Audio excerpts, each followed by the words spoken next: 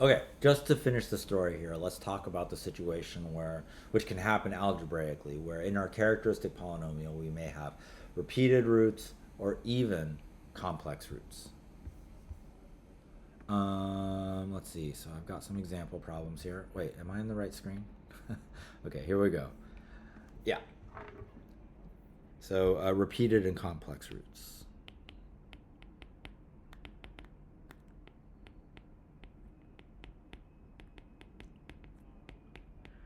So here's an example to consider.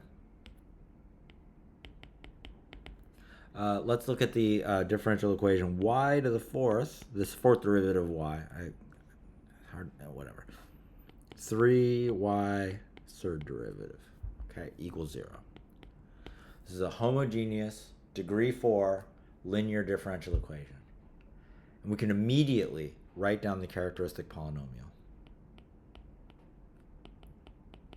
It's r to the fourth plus 3r cubed, and we want to set that equal to 0 to solve for the roots.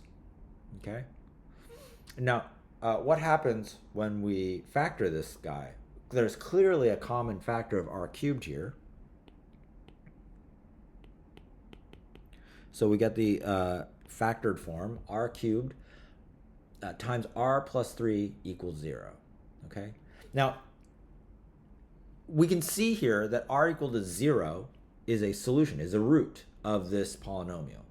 And that's cool. We can also see r is equal to negative 3 is a root.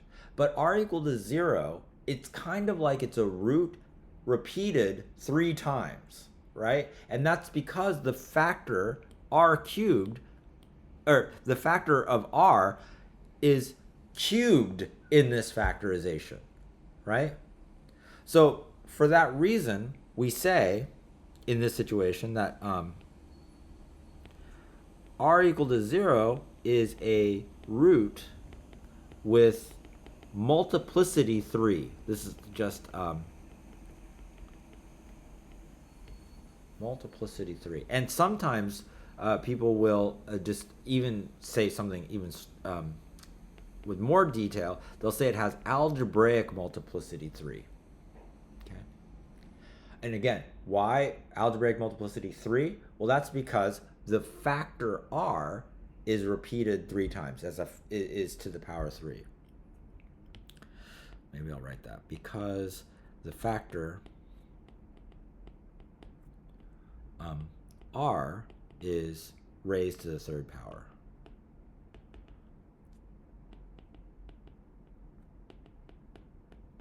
Okay. And I mean, if we wanted to, we could also note that r equal to negative 3 is a root with multiplicity 1.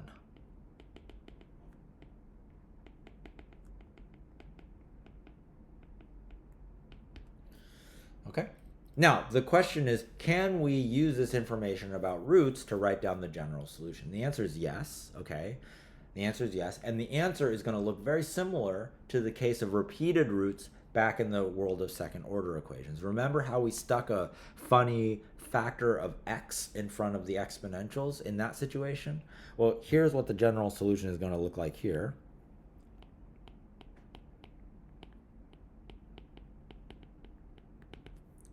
It's going to be y equals c1, and maybe I'll take care of the singular root first. That r equals negative 3 is going to get one term in my general solution. It's going to be e to the negative 3x. Okay, so that's easy. That's done. I no longer need to think about r equals negative 3. I do need to think about r equals 0 and the fact that it's repeated 3 times. So what is that? How is that going to be reflected in my general solution? It's going to be c2 times e to the 0x, which is a kind of funny thing to write, but it is there. And I'll simplify this. Plus, later, I'll simplify it later. Plus c2, no, I've already used c2. c3 times x times e to the 0x. It's a funny thing to write, but just deal with it, okay? I'll simplify it in just a sec. And then finally, because I have multiplicity 3, I'm going to need 3 terms in my general solution. So I'm going to have a C4 times x squared. I put another x in there. E to the 0x. So that what I get, if I simplify this, and I want to because it looks ugly as hell right now, is C1 e to the negative 3x plus C2. Now, e to the 0x is 1. So that's just C2. C3 times x is C3 x, and then C4 times x squared is C4 times x squared. This is the general solution. Okay? In other words, this is the case where we have an exponential, this decaying exponential term, but then we have this quadratic polynomial emerging, right, as part of the solution. And indeed, you can check that when you take this guy here and you shove it in, take its fourth derivative, you take its third derivative, you shove all that data into the original differential equation, you will indeed get a solution. Okay? These are the 4, and C1, C2, C3, C4, those are the 4 knobs that we get to turn, the 4 degrees of freedom that we have in our general solution. Okay, cool. That's pretty straightforward. One final example, and this will deal with complex roots. Let's do another degree 4 polynomial. Should we do another degree 4? Maybe go back to degree 3. I think it's going to be gross if I do degree 3. Is it? It's probably good for your health, huh? It's good for your health. It is good for your health. It is. Okay, so let's do this. Let's do this one. Y cubed. No, y. The third derivative of y, rather. Yes. Minus y is 0. I think I mean it. Yes, I think I mean it. Characteristic polynomial, as usual. R cubed minus 1 equals 0. Now the thing to observe, this is a cubic polynomial. It's always good if you can see some really straightforward roots. Do you see one? You can't respond, but do you see a really easy to detect root of r cubed minus 1? Hopefully you are yelling yes through time and space. I don't hear you. But r equals 1 is an obvious root of this polynomial, right? So then you know that r minus 1 is a factor of this cubic polynomial. And then you can do moves like polynomial long division, if you know that, or something called synthetic division, which I've subsequently completely forgotten and deleted from my brain. Or you can just think really hard to factor this. Because what I'm trying to get at is r minus 1 is a factor of this polynomial. Okay?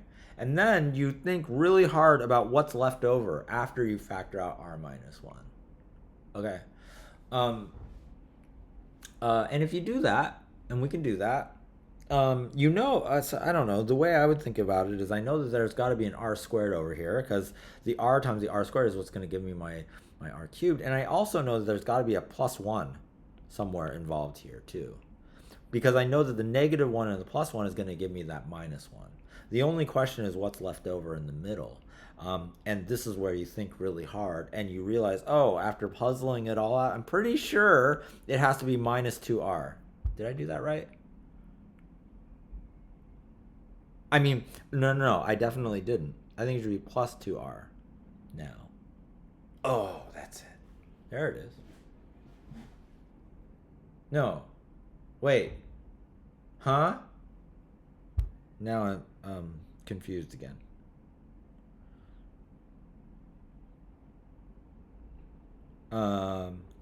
Okay, the only way to know is to distribute this. So we have r times r squared, which is r cubed, r times 2r squared, then minus r squared.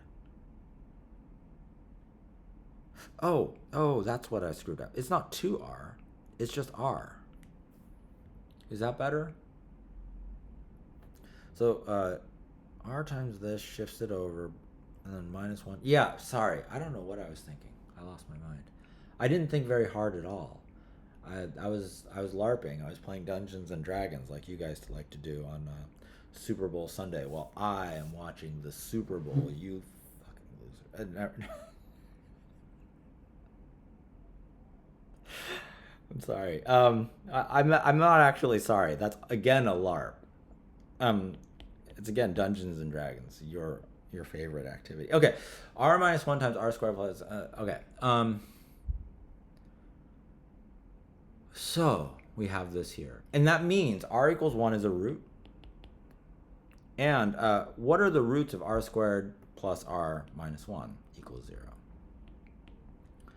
So we should use the quadratic equation because I don't think this factors. So if we do that, we get that r is equal to negative 1 plus or minus the square root of b squared minus 4 times 1, which is divided and then divided by 2. And eraser tool. Okay. And this is negative 1/2 plus or minus the square root of 3 over 2 times I. We have a complex conjugate pair of roots here because 1 minus 4 is negative 3.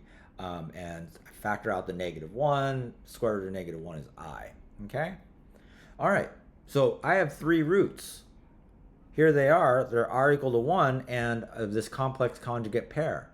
So how do I write down the general solution? Well, if you've taken on board what we did in the past, what you do for the general solution is the following. You're going to write down, so general solution. You're going to have y equals, okay, I don't remember the thing.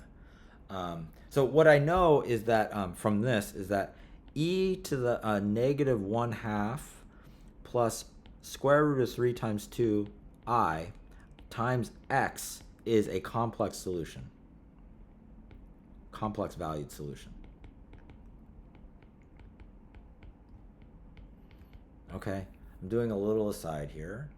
And so what that tells me, but this is equal to, by Euler's formula, this is equal to e to the negative 1/2 x, so I'm distributing the x in, times, now I have e to the square root of 3 over 2 times x times I. So by Euler's formula, that's cosine root 3 over 2 times x plus I sine square root of 3 over 2 times x, right? And then if I distribute this e to the negative 1/2 x in, I get e to the negative 1/2 x times cosine square root of 3 over 2 times x plus I times e to the negative 1/2 x times sine of root 3 over 2 times x. And each of these pieces, this is the real piece, and this is the imaginary part of my complex valued solution. Each of those pieces are themselves real valued solutions to the differential equation. This r equal to 1 is going to give me a solution as well. What solution? It's going to give me e to the 1x. Okay? So I actually have 3 solutions here. I've got this one, this one, this one, and this one. And those 3 solutions, you should believe me, are linearly independent. They point in 3 different directions, if you like. And so I can combine them together into one general solution. The general solution here is y equals c1 e to the x, that's accounting for the first one, plus c2 e to the negative 1/2 x plus times cosine of root 3 over 2 times x, plus c3 times e to the negative 1/2 x times sine of root 3 over 2 times x. That's the general solution, okay? And this is the general idea for the way that you attack any of these higher order linear differential equations, which are homogeneous and have constant coefficients. You write down the characteristic polynomial, you find the roots, and based upon the nature of the roots, whether they are real, repeated, or complex, you write down a linearly independent set of solutions and then mash them all together in a gigantic superposition to find the general solution. Okay, that's enough for this one. You're going to have WebWorks dealing with all of this, and it's going to be a blast. Okay, so long.